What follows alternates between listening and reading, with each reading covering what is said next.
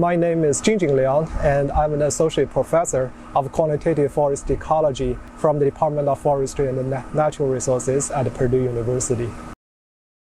Chlorophyll is a chemical compound that is abundant in plants, the autotrophs, which help the autotrophs to convert solar energy into glucose, sugar, and eventually biomass.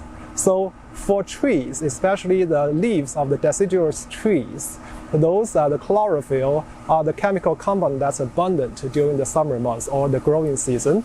And however, in the fall season, as the solar energy dwindles and also the temperature declines, and trees produce less and less chlorophyll, and that's when the chlorophyll fades away and reveals the true color of the leaves, which is shown here.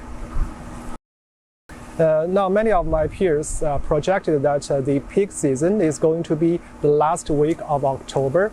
However, it depends on many factors, local weather as well as the natural disturbances.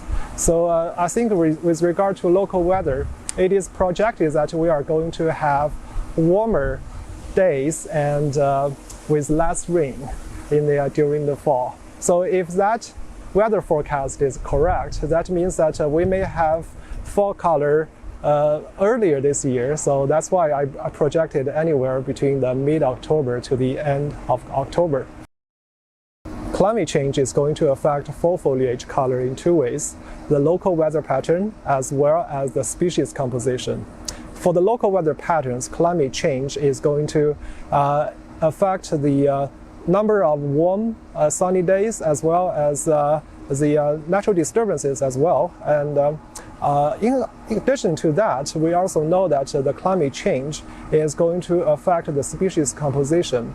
And according to a recent research of my lab, we found that the forest in North America is undergoing a massive migration in terms of the species composition, which means that the species that we are going to see around here now is probably going to change in 20, 40 to 60 years after that. So that is how the climate change is going to dramatically alter the fall colors in the future.